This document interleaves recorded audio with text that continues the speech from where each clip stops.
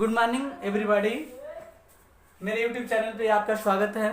Class first year के लिए quantum mechanical model of atom लेके आए हैं। इसके पहले आपने हाइजेनबर्ग का अनिश्चितता सिद्धांत पढ़ लिया था। आप जान गए थे किसी द्रव्य या किसी भी अणु या इलेक्ट्रॉन का जो नेचर होता है, ड्यूल नेचर होता है। ड्यूल नेचर के कारण जो हाइजेनबर्ग की अनिश्चितता जो सिद्धांत है वो उसको जो है कि डिस्कशन नहीं हो पाया, एक्सप्लेनेशन नहीं हो पाया। तो इसलिए quantum mechanical model of atom को उसको समझाने के लिए स्क्वांडिजर ने ड्यूल नेचर को समझाने के लिए, यानी कि ड्यूल नेचर को, इसको श्रोडिंगर भी कहते हैं, सॉरी, श्रोडिंगर को समझाने के लिए ड्यूल नेचर श्रोडिंगर एक इक्वेशन दिए जो आपके quantum mechanical model of atom को जो है कि समझाया गया।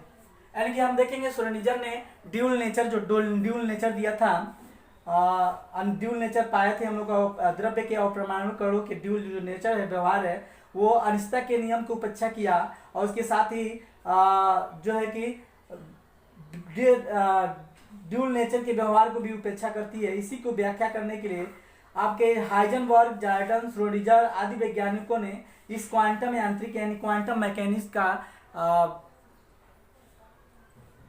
वर्णन किया, प्रतिपादन किया और इसी को कहते हैं हम लोग क्वांटम यांत्रिक विज्ञान। यानी कि हम कह सकते हैं कि क्वांटम यांत्रिक विज्ञान वह है जिसके अंतर्गत ड्यूल नेचर व्यवहार दर्शाने वाले, अर्थात तरंग एवं कण के समान गुण प्रदर्शित करने वाले सूक्ष्म कणों जैसे इलेक्ट्रॉन आदि का अध्ययन किया जाता है। इस यांत्रिक ने प्रमाण के एक नए मॉडल को जन्म दिया जिसे क्वांटम यांत्रिक मॉडल कहा गया और यह मॉडल श्रोडिंगर तरंग समीकरण पर आधारित था। और देखिएगा सेकेंड ऑर्डर डिफरेंशियल इक्वेशन है जो है कि श्रोडिंगर तरंग समीकरण, वो क्या है इसको बाद देखेंगे। तो हम देखेंगे श्रोडिंगर श्रोडिंगर जो इक्वेशन था वो आपका साई पे निर्भर करता था। किस पे निर्भर करता था? और साई क्या है? साई एक वेव फंक्शन ऑफ इलेक्ट्रॉन है। साई क्या है? साई एक वेव फंक्शन ऑफ इलेक्ट्रॉन है। ध्यान दीजिएगा। यानी कि अगर हम साई की बात करें, साई क्या है? एक वेव फंक्शन ऑफ इलेक्ट्रॉन है और इसी पे श्रोडिंगर ने इक्वेशन दिया और इक्वेशन क्या दिया? आप जानते हैं एटम जो है कि कोई भी एटम अगर हम बात करें, इस तरह की व्यवस्था आगे पढ़ेंगे, इस तरह की व्यवस्था पाया जाता है एटम में। तो उसको यानी कि एक्स एक्सिस, वाई एक्सिस और जेड एक्सिस, ये तीनों एक्सिस में किस प्रकार कोई भी एटम इलेक्ट्रॉन अवेलेबल होता है उसके बारे में श्रोडिंगर इक्वेशन जो है कि का वर्णन किया गया है। यानी कि श्रोडिंगर ने जो इक्वेशन दिया वो वेव फंक्शन पे आधारित था, वेव फंक्शन तरंग फंक्शन पे आधारित था। और देखिएगा तरंग फंक्शन पे क्या उन्होंने दिया कि अगर हम छोटा सा एक डिफरेंशिएशन ले तो डी स्क्वायर, देखेंगे D square sine upon D square X plus D square sine D square Y और फिर plus D square sine upon D square Z square. ये आपका वेव फंक्शन दिया। इसके साथ साथ इसने जोड़ा 8 pi M square M by N E minus B equal to 0। यही जो है कि श्रोडिंगर इक्वेशन है जहां आपका साई इक्वल टू है तरंग वेव फंक्शन, अभी ऊपर लिखे हैं, जहां साई क्या है? वेव फंक्शन है। क्या है? वेव फंक्शन ऑफ किसका? इलेक्ट्रॉन का है। ये आपका क्या श्रोडिंगर इक्वेशन है। आप श्रोडिंगर इक्वेशन को पढ़िए, इसको ध्यान से देखिए। Schrodinger equation D square psi upon D square X, D square Y, D square psi, D square Y, फिर ये आपको तो ये पूरा लिखना है, D X square D Z square plus 8 pi square M by N E minus V. ये आपका क्या है, श्रोडिंगर इक्वेशन है। तो इस इक्वेशन में आप देखेंगे, सॉरी ये आपका यन नहीं है, यच है। यच आप जानते हैं प्लांक कांस्टेंट। यच क्या है, प्लांक कांस्टेंट। साई क्या है, वेव फंक्शन ऑफ इलेक्ट्रॉन। ठीक है, तो देखेंगे ये जहाँ psi equal to wave function तरंग फलन है। अगर हम तरंग फलन की बात करें, एक्चुअली साइन एम्पलीट्यूड की बात करता है। ये आप देखेंगे एम्पलीट्यूड आपको बताए थे, यही एम्पलीट्यूड है जिसे ए से दर्शाते हैं, आयाम कहते हैं। तो एम्पलीट्यूड को दर्शाता है, वही वेव फंक्शन है। यानी किसी पर श्रोडिंगर इक्वेशन आया, श्रोडिंगर इक्वेशन आया जिन्होंने ये समीकरण दिया। तो इसका क्या महत्व है देखेंगे। एक चीज है आपको बता दें, श्रोडिंगर इक्वेशन को ऐसे भी लिखते हैं, psi Y psi sorry H psi equal to E psi, संक्षिप्त में लिखा जाता है, इसको संक्षिप्त में लिखा जाता है। तो आप इसको संक्षिप्त जहां आपका एच मैथमेटिकल ऑपरेटर कहलाता है, मैथमेटिकल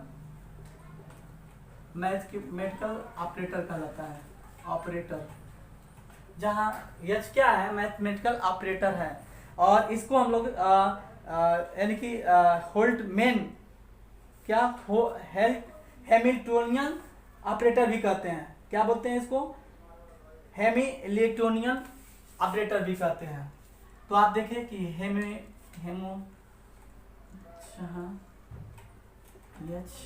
को हेमिल्टोनियन ऑपरेटर के भी नाम से हम लोग जानते हैं। तो आपका क्या था, quantum mechanical model of atom था, जिसमें श्रोडिंगर इक्वेशन के बारे में बात किया गया था। आगे हम थोड़ा देखेंगे क्या लक्षण है परमाणु क्वांटम यांत्रिक मॉडल के प्रमुख लक्षण क्या है। परमाणु के क्वांटम यांत्रिक मॉडल के प्रमुख लक्षण क्या है, इसको देखेंगे। तो देखिएगा ये बताता है, थोड़ा इसको मिटाते हैं, आप नोट कर लेंगे इसको, नोट करेंगे, नोट करें, मिटाते हैं हम इसको।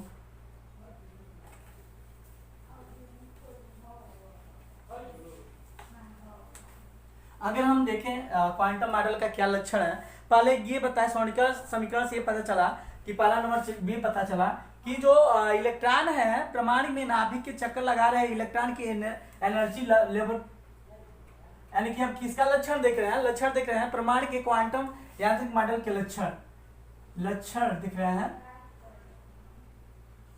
तो लक्षण क्या है, लक्षण क्या मिला, इस श्रोडिंगर समीकरण से मिला कि परमाणु में जो नाभिक के का चक्कर लगा रहे हैं, परमाणु में जो नाभिक का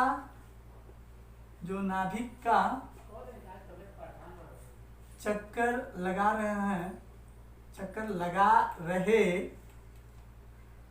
रहे इलेक्ट्रॉन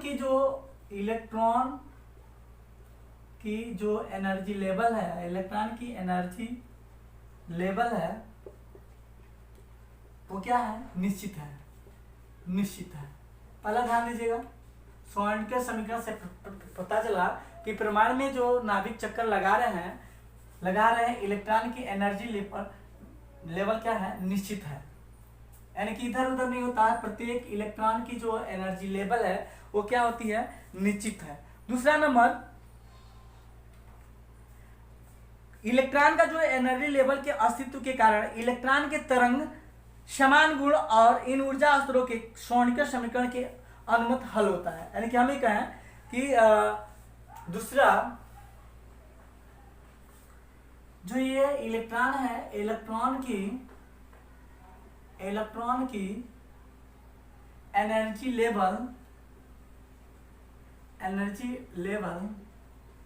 यानी कि जो एनर्जी लेवल है कि अस्तित्व, या हम कहें उसकी अस्तित्व जो है वो किसके समान है, वो श्रोडिंगर समीकरण के अनुमत के अनुसार ही है, अनुमत ही है। यानी कि एनर्जी लेवल को श्रोडिंगर इक्वेशन अपनी सहमति प्रदान करता है, अपनी सहमति प्रदान करता है।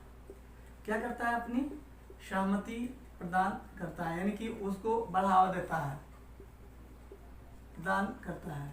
तीसरा अगर हम बात करें, यानी कि लक्षण देखें, तीसरा अगर बात करें कि किसी भी परमाणु में इलेक्ट्रॉन का सही और सही वेग दोनों एक साथ पता लगाना असंभव है। यानी कि ये भी इस समीकरण से पता चलता है कि हाइजेनबर्ग की जो अनिश्चितता सिद्धांत थी उसका बल मिलता है। यानी कि हम ये कह सकते हैं किसी भी परमाणु की इलेक्ट्रॉन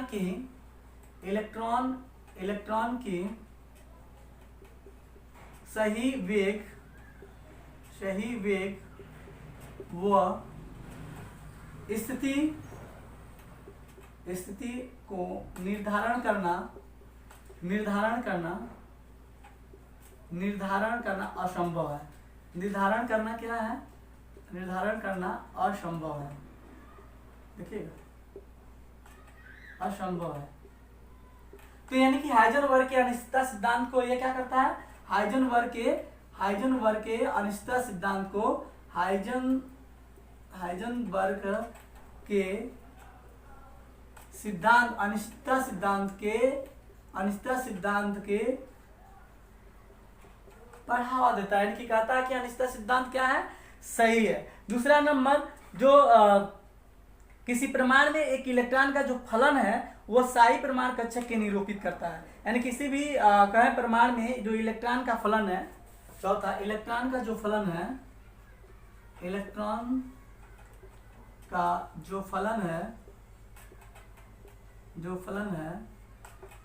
वह साई तो अभी बताए साई परमाणु के कक्षक के को निरूपित करता है। जो फलन है वो साई परमाणु के कक्षक फलन है। क्या है? कक्षक फलन है। ये भी है कि इलेक्ट्रॉन का जो फलन है वो साई परमाणु के कक्षक का फलन है, और जो कि क्या करता है? एनर्जी को निश्चित करता है। फलन है जो इलेक्ट्रॉन के एनर्जी को निश्चित करता है। ये आपने चार देख लिया कि इलेक्ट्रॉन का जो फलन है वो साई परमाणु के कक्षक फलन है जो इलेक्ट्रॉन के एनर्जी को निश्चित करता है। और देखिएगा जो अगर हम कहे कि इलेक्ट्रॉन को पाए जाने की जो प्रोबेबिलिटी है, पांचवा, जो इलेक्ट्रॉन की पाए जाने की प्रोबेबिलिटी है,